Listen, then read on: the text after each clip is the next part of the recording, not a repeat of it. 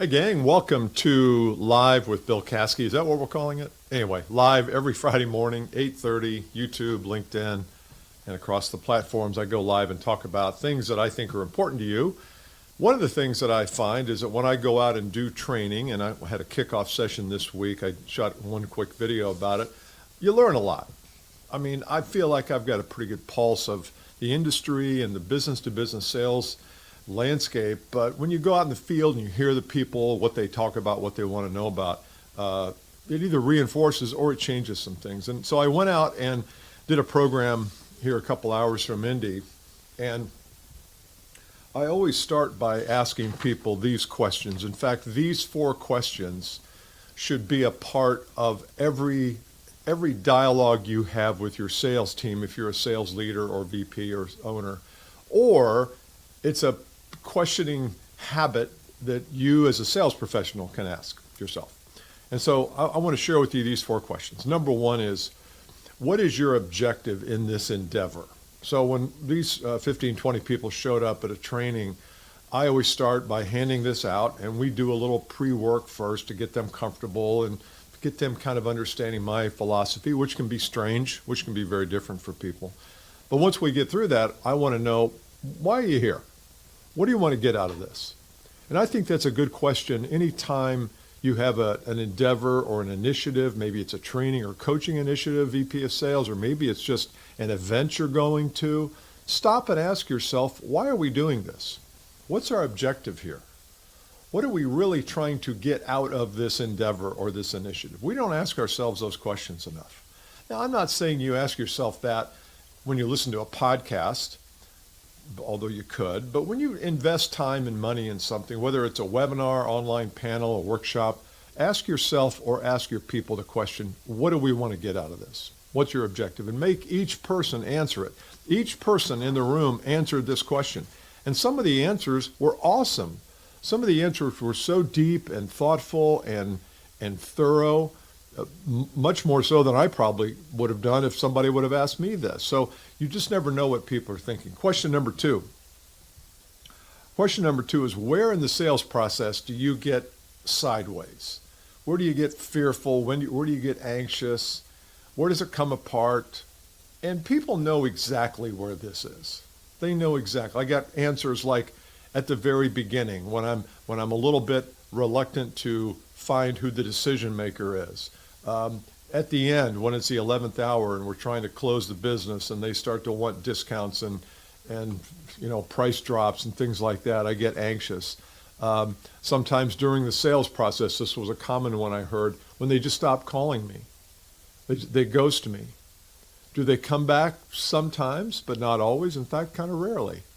And so the question then always is, okay, if we can pinpoint where in the sales process you get stuck, then we can start to repair it. It might be broken. It's okay to admit that it's broken.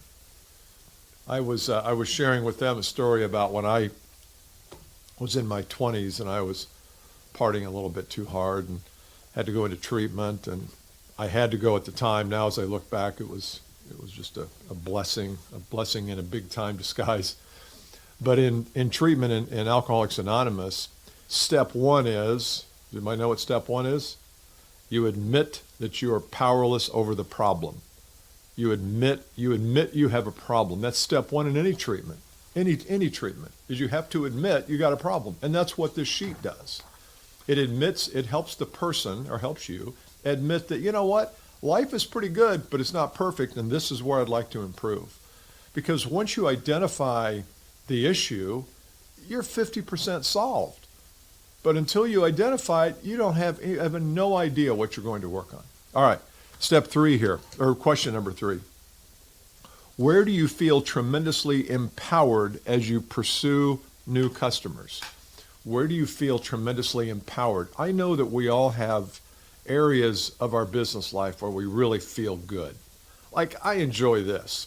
I enjoy podcasting on the Advanced Selling Podcast or the Bill Caskey. I enjoy that because it allows me to take what I'm learning, repackage it, frame it, communicate it, and bring value to my community. I also really enjoy coaching people. I have a coaching group that I do. It's called the 2X Group. And it's 9 people, and we gather every week for 8 weeks, and then every other week for the rest of the year. And we work on things. We work on ourselves. We work on our videos. We work on our personal branding. We work on how we position ourselves in front of prospects. We work on the questions we ask. It's a work group. It's a working group. Kind of like the dog show. It's a working group. Isn't that a category of dogs, the working group? Okay. Well, this is a working group in a different way. But I want to know, where do you feel empowered? What do you love doing? Why do you think I asked that question? Because I want you to do more of it. I want you to bring that energy to other parts that maybe you don't love, but I also want you to do more of it. If you enjoy problem finding, let's say you love the art, I guess, or the craft of finding the problems the customer has, maybe when they know they have them, maybe when they don't know they have them, then let's say if I'm coaching you, I'm saying, well, let's put you in as many situations as you can do that as possible. That will give you life, it'll give you energy, plus it's pretty good for the sales process too. So part of my goal, whenever somebody comes to me and says, look, I want to raise my income, or excuse me, I want to raise the revenue of the company, I want to know, what are you really good at? And are you doing enough of that? This is not brain surgery. I mean, this is very easy stuff. But if you never stop and take take stock of what those things are, you never do it. Okay, number 4. As you can probably assume, question 3 was about where do you feel empowered. Question 4 is about where do you feel disempowered. Where do you feel like they own you? Where do you feel weak? Where do you feel like you kind of lose control? And I got a lot of answers here, and I always do. You know, when they tell me they're going to do something but they don't do it, or when they're not quite forthcoming with all the information that they said they were. They're not quite honest. Maybe they say they're going to include another level of decision maker, but then they don't. You've got to have the power to fix that. You've got to course correct. In every sales process, you're constantly course correcting. You get a little off track, customer takes you a little bit off track, you've got to bring it back on track. It's just like an airplane flying across a country. You've heard that metaphor before. It's never on track. It's always It's always deviating, and it's always course correcting. Same thing in sales. Constantly course correct. How many times have we screwed up the first sales call? We mess up. We forget something that's vital, or we don't ask a question we know we should ask, or we don't pick up on a vibe that we should pick up on. That's okay. It's always a course correction. I mean, think about any sports game. We're watching the NBA playoffs right now because my favorite team is in it. But it's always a matter of correction. So don't feel ashamed if you get off track. So I want to know, where do you feel disempowered? Admit that. Write it down. And as you do that, you will be, as I say, a problem 100% identified is 50% solved. A problem that's 100% admitted and identified, this is where I have a problem, it's 50% solved, because only through the admission can you solve it. In fact, I would even say the solution is within the admission. Here's an example. One of the people in this meeting talked about economics. They said, I feel disempowered when I talk about money and talk about the price, because they're in a very high ticket sale. And it's not that the customer is used to paying $100 and now they're charging $100,000. The customer is always used to paying high ticket for this product, but they're a little bit higher. And whenever a new project starts, you never know what the budget is. You never know what the customer's budget is. So this one person was struggling they feel very disempowered when they have to talk about money, because they're never quite sure how to bring it up. They're never quite sure when to bring it up. Did I say how and when? They're never quite sure what to do with it once it's brought up, how to manage that discussion. So it's a lot of disempowerment, and that's fine. That's fine. I want to know that, because the solution I gave this person might have fixed it just like that. Might have fixed it just almost like in one sentence. It could have fixed it. And you're probably wondering, what was the solution? Well, the solution is bring it up. Talk about it in the process. Look, one of the things that I realize when talking to people like you and potential customers is I realize that money is always going to be a thing that sometimes it's saved for the end.